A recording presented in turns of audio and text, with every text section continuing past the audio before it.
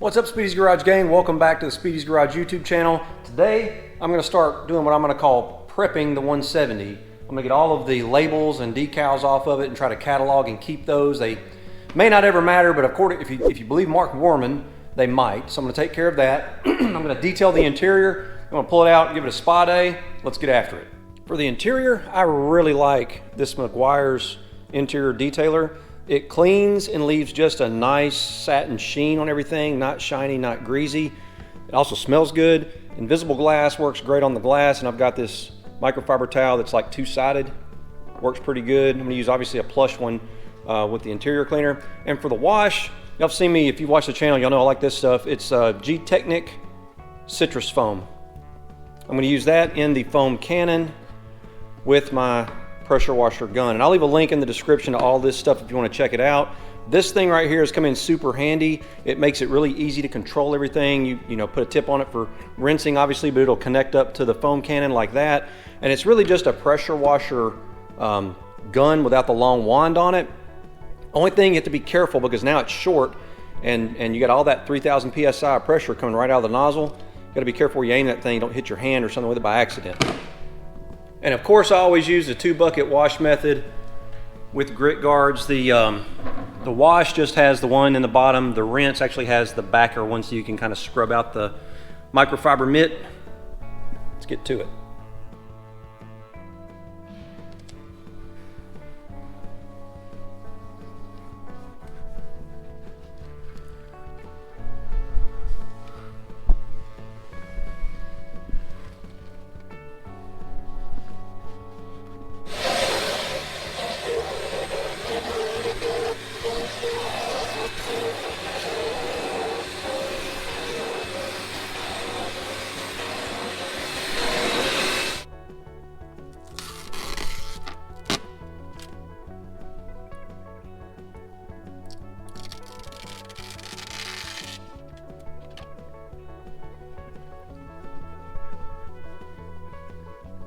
I did find one thing that's different than the 2016 Hellcat that I had. The floor mats, and this is going to sound like something silly to mention, but the floor mats feel like higher quality and they got a nice SRT logo embroidered in them.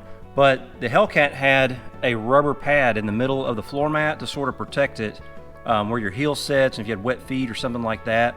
And I actually like that better. So I finished up detailing the interior and removing all of the labels. This is how I cataloged them, stuck them on a sheet of paper, and I sort of labeled where they came from.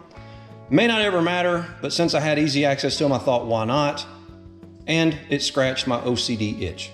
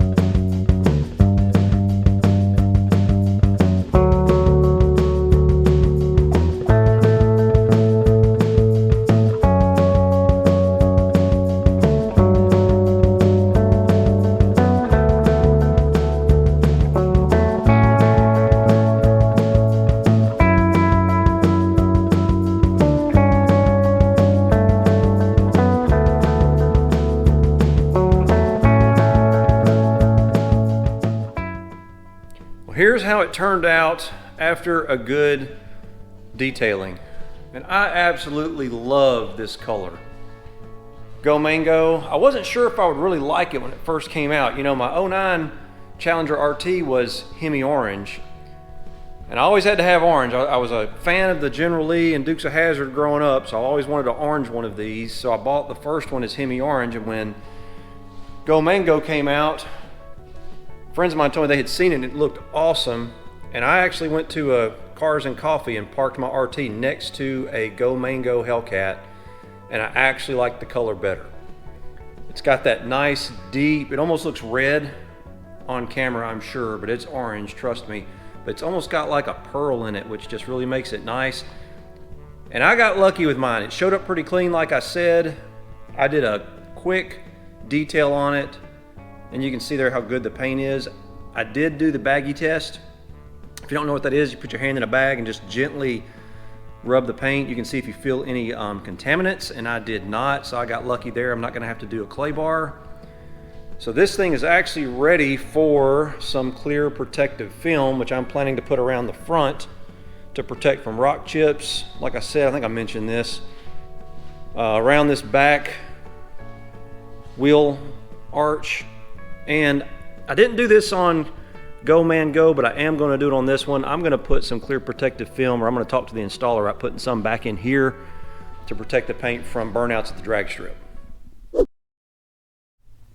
Well, it's the next day, and I decided I would also start looking into some of the mechanical characteristics of this car. And I'm going to start in the trunk. I'm real curious what the fuel system or the fuel system setup looks like compared to the Hellcat I had. So let's get in here and see what we got. I did select the premium group. So it means I got the trunk liner, carpeting, and all that stuff, subwoofer, so I got a nice stereo. The first thing I'm going to start with is the fuse box back here. This looks an awful lot like Go Man Go did, but let's see what these fuses say. And I sort of geek out on this stuff, so hopefully someone finds this useful, but on the Hellcat R72 is the fuel pump relay. But if I look over here, let's see, R72, hopefully you can see that. It says fuel pump non 6.2 liter HO or HO plus. I'm assuming this one's probably the HO plus. HO we know is a red eye. I haven't ever seen a designation for HO plus before, but there you go. R14. Fuel pump number 2, 6.2 liter HO plus. So we should have, maybe we have 2 relays. I need to look and see. I would think maybe there's one. A relay can technically act as a switch, so maybe it only has one, but maybe there's 2. Let's go take a look at that. And then the other thing I'm curious about is where is the fuel pump fuse? Number 21. So fuel pump, non-6.2 HO, and fuel pump number 2, 6.2 liter HO plus is number 21. So if we come down here, it's going to be a pretty good size fuse. So I want to look here, here, and here in the fuse box. Let's go take a look. Well, there is no fuel pump relay where there was one in my Hellcat, but there is one up here in the top. So that tells you where the fuel pump relay is. And then we were going to look at fuse 21, which is the second row right there. And that is a 40 amp. Wow. The Hellcats was 30. The Hellcat was a 30 amp. I remember that. So that's a 40 amp. It's a pretty good size fuse. So there's already some differences I've found. Now I'm curious what the fuel pump delivery modules that are behind here look like. Okay, there was a lot going on with the little carpet panels and trunk liner and all that, so it was hard for me to actually get good video, so I just took a picture so I can sort of describe it to you. So as you can see, there are 2 fuel pump delivery modules, which you would expect because these cars have dual fuel pumps. But I noticed there's a silver box over to the right, and if you look closely, it says fuel stabilizer, or fuel voltage stabilizer, or voltage stabilizer, which I don't know if that's a booster pump or an extra booster pump or something. And if I look up the part number online, it looks like it has something to do with the Jeep. So that's pretty interesting. That's a pretty big difference. And I did check with a buddy of mine on his red eye. He does not have that with his. So there's a big difference already in the fuel system.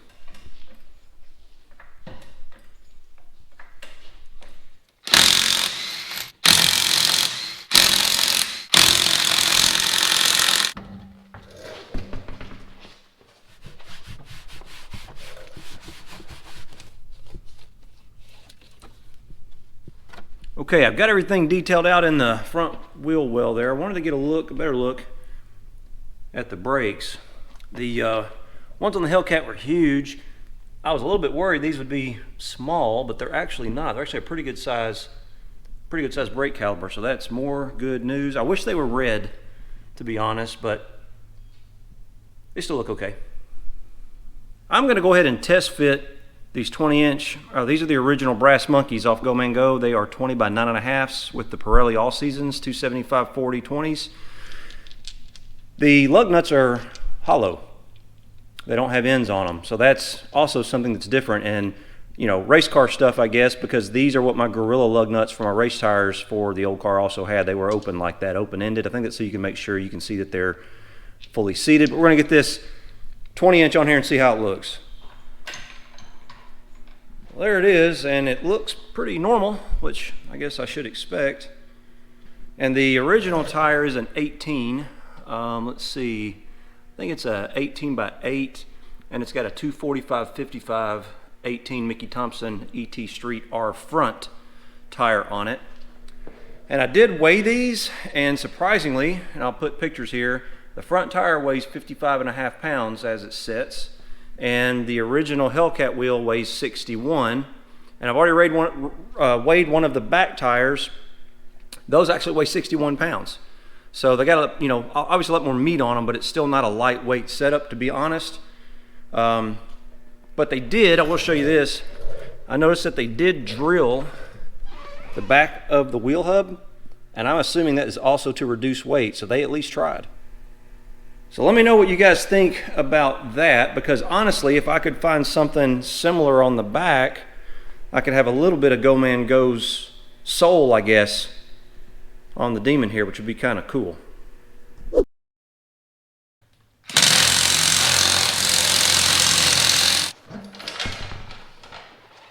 I got the back all cleaned up and looking good, and I'm eventually going to, this is a lesson I learned on the old car, I'm going to ceramic coat these wheel liners so that it makes the rubber at the drag strip easier to get out of there. I always kept the other ones clean, but I had to do more scrubbing than I would really like to, so I'm going to ceramic coat these, but I'm not going to do that today. Back brakes, they look smaller than I remember from the other car. Maybe I'm misremembering. If you know different, leave me a comment, but that does look smaller. Your fronts do 70% of the work, so not that big of a deal. That's way different. Look at that. That brace. Let's see if I can show you what it connects to. It looks like it connects the upper tension arm to the spindle, and it's in 3 places. 1, 2, 3. Yeah, that's way different. So they obviously saw a reason to reinforce that. And hopefully you can see in there, can you see how big that axle is? I mean, good night. That axle is huge. I doubt we're ever going to have any problems with that. And I think most people know the rear diff is really upgraded. I think it's 50% stronger or something like that. I'll check my notes and leave a text comment if that's incorrect. But you can see it's got a direct connection logo stamped into it. So presumably, a lot of these parts will be available for the other cars through direct connection.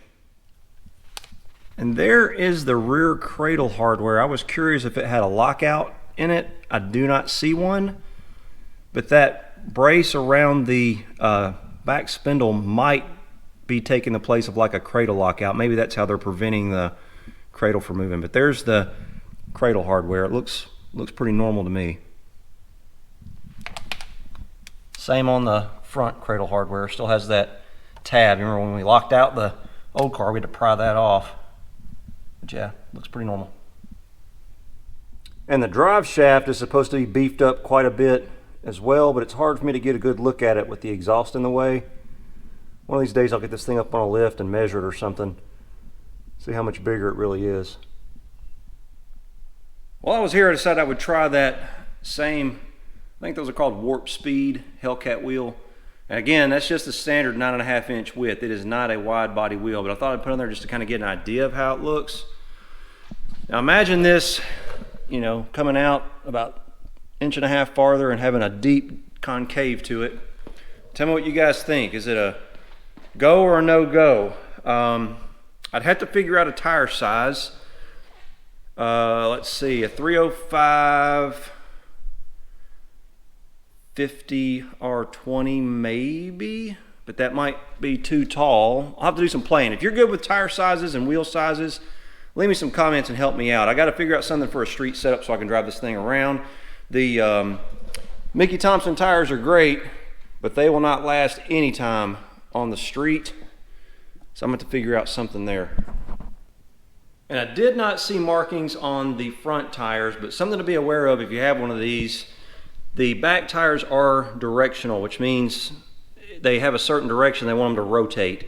You'll notice there's arrows and it says rotation. So pay attention because it's side specific, left and right. Don't get them mixed up at the track or something.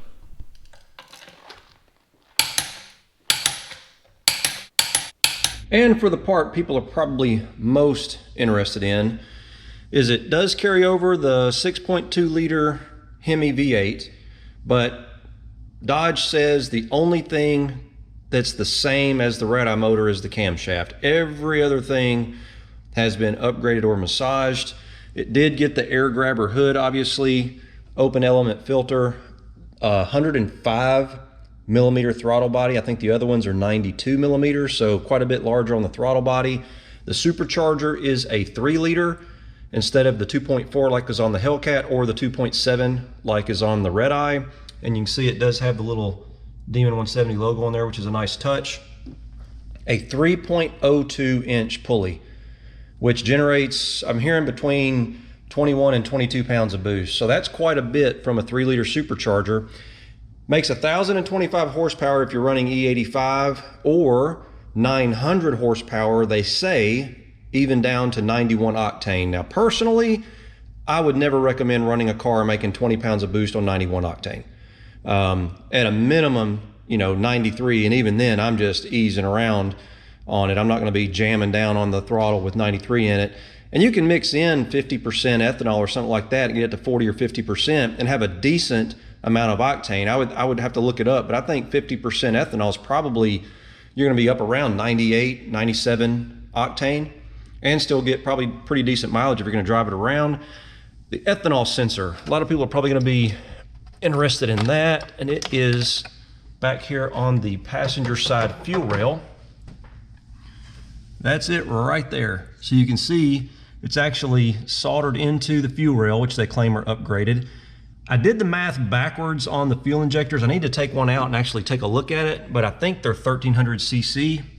But you can see the little wiring harness and the electrical connector for the ethanol sensor. So that's pretty much the business end.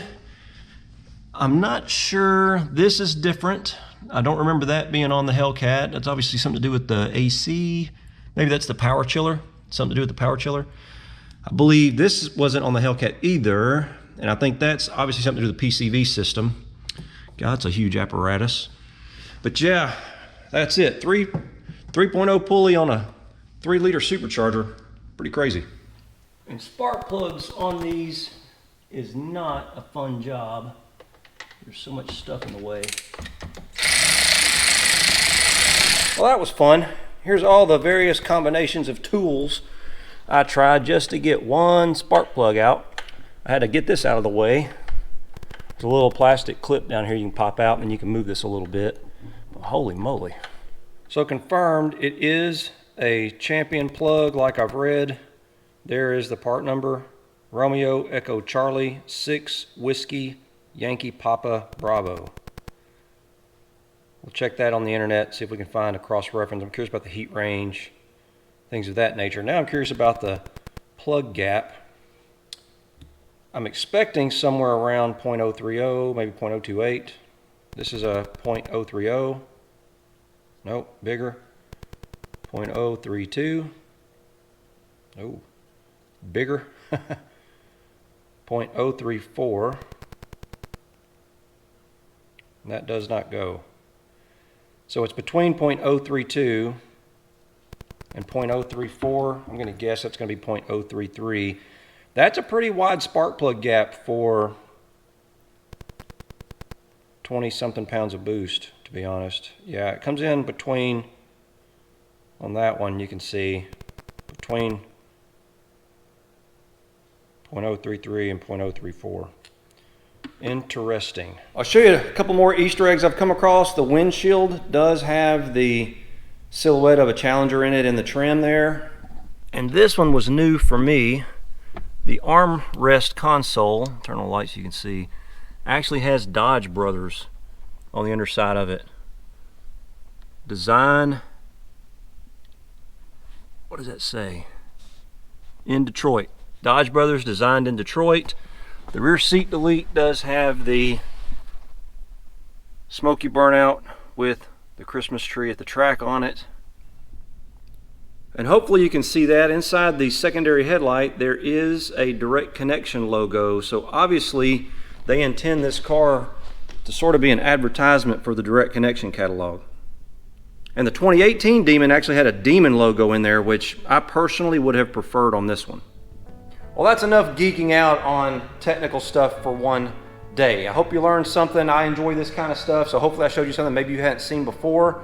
Please give the video a thumbs up if you enjoyed it, and I hope you did. Be sure to check back next time because I'm going to start going through some of the features and electronics and things that the car can do.